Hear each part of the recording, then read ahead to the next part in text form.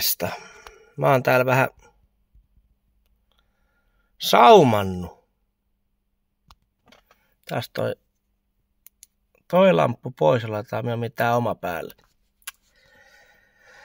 Joo, eli kaikki raot.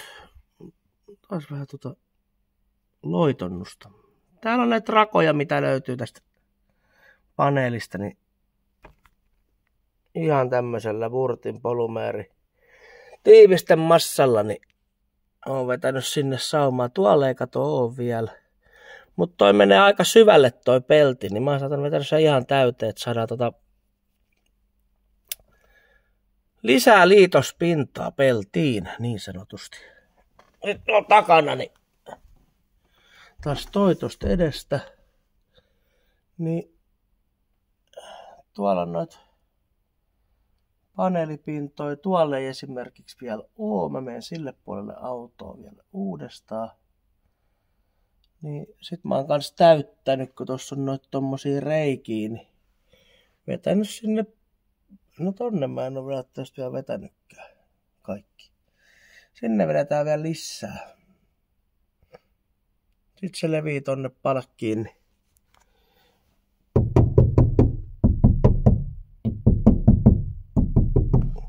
Se on muuten aika yllättävää miettiä, että tää on kuitenkin Toyota, niin siellä oli sentään vaimennusmattoa vedetty tuohon kattopaneeliinkin, että se ei soi. Mut joo, tosissaan noista reijistä mä oon laittanut tollasen täytteen sinne. Sitten just toi ympäröivä alue, sen mä käyn läpi vielä tuolla ja tosta varmaan näkyy, niin sinne ylös mä oon jo vetänyt. Sitten tässä on tää aika massiivinen tää kattoluukku, niin tätä mä vielä vähän tutkin, että täällä on aika hyvin pultattu tää nimittäin tähän kiinni, että se on aika hyvin. Tuolta takapäästä se vähän notkuu, niin sinne mä teen pikku vahvistuskiinnitykset tuohon takaosaan.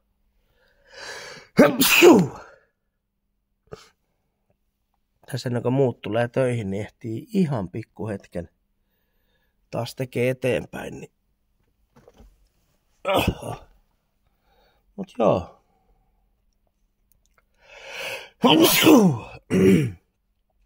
On kyllä. Kroppa aivan jotenkin tukos. Muut pikkuhiljaa täällä. Samalla sit mä käyn vähän näitä läpi, että vedetään sinnekin pienet liimaukset tai sit vedetään vähän sitä pehmeätä ja kovaa mattoa ennen kuin lyödään kasaan tää. Tuolta revitään vielä noin pehmeät pois ja laitetaan sinne vähän putyylimattoa. Mulla on 4 millistä CTK, laitetaan sitä sinne suikaleet ja ihan kivasti se sinne uppoaa. Mennään toiselle puolelle täyttelee seuraavaksi. Tää on ihan hyvin tää tukee aika hyvin tää kattoluukku tätä rakennetta. Tää on aika järeesti täältä kiinni monesta kohtaa. Niin katsotaan vähän tonne vielä. Täytejuttuja.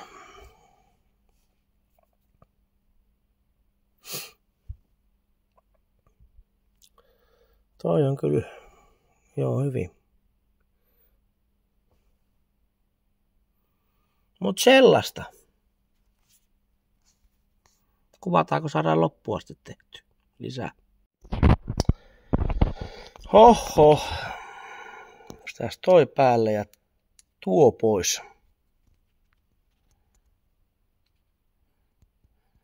Siellä nyt tois 4 millinen CTK Premium matto.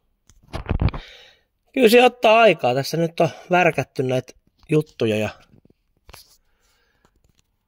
tonne mä teen tommoset pienet välipalat. Tällainen pikku puuklapi tossa. Nää notku täältä takaa ihan hirveesti. Sai vähän jämäkämmäksi tätä runkoa samaa. Se oli edestä paljon fiksummin, kun se oli tuossa palkis kiinni. Niin tehtiin tänne tällainen Varovainen viritys. Toinen mitä mä katsoin, niin tuollakin olisi. Noissa raoissa olisi täytä, tonne voisi vetää kun on täyttä ja sama noissa joka muuskin kohtaa. Niin en tiedä, se saattaisi kyllä jäykistää rakennetta, mutta en tiedä. Ehkä se pärrääminen vähän rauhoittuu nyt.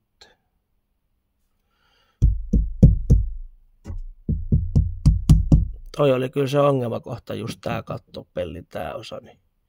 Siellä on nyt kaikki nämä poikittaiset raudat, niin 4 kappaletta. Tuolla edessä 1, tossa 1, tossa 1, tossa 1. Niin sinne on vedetty massat sisään. Ja sitten on vedetty vielä toi matto siihen. Nyt pitää vaan sitten katsoa tosta pahvista, että missä kohtaa onko siinä jotkut nastat vielä, mitkä pitää ottaa esille. Mutta mä luulen, että se ei välttämättä osu, koska tuossa on tuo teippi. Tuossa on teipit, tuolla on. Tulee se pahvi tommosilla velkroilla kiinni. Täytyy kattoo.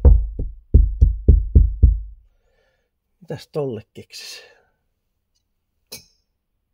Just tossa tuttu kans kamppailee sama ongelman kanssa, että sais nuo palkit jämäkämmiksi. Mutta jos tonne jonkun massankin laittaa, niin en tiedä, onko se kovin fiksu. Mutta tulihan tosta katosta paljon parempi.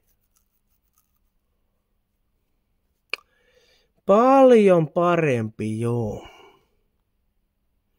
Siellä on massattu tuolta etureunasta lähtien kaikki.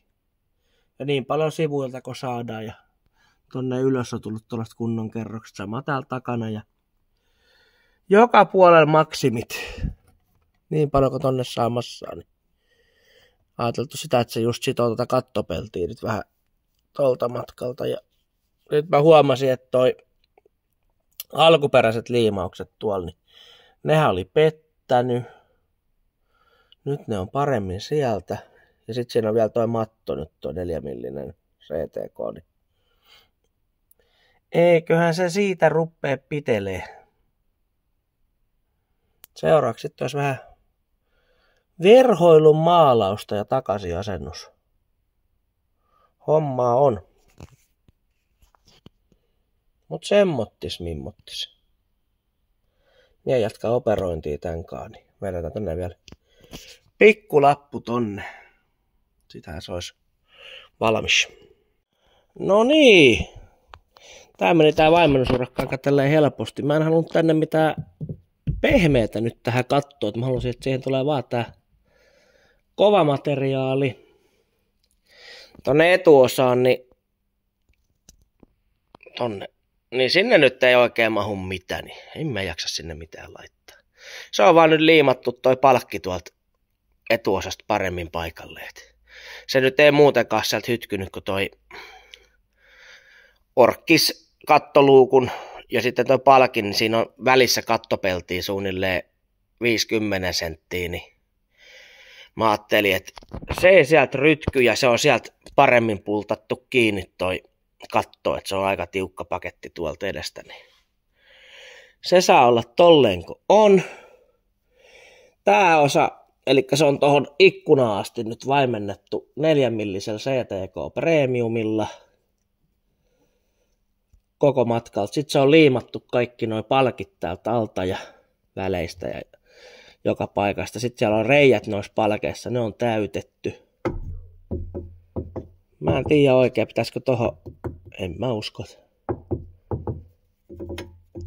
Ehkä mä laitan tänne pikkusuikaleet vaimennusmattoa vielä tähän tohon alueeseen, niin katsotaan, jos saadaan siitä pieni pärräys vaimennettua. Ei se pärrää sieltä, mutta tehdään vähän sellainen niin kuin backup juttu.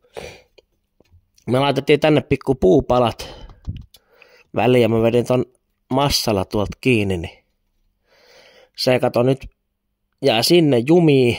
Se on silleen, niin kuin, että se on vähän niin kuin isompi, eli se vähän painaa sitä alaspäin. Ja ei paljon, eli ei pitäisi vaikuttaa kattoluukun toimintoon, mutta sitten se on jumissa, että se on liimattu tuolta välistä, tuolta välistä. Sitten se on tehty vielä tällainen ympärille tukimakkarat molemmin puolin. Niin.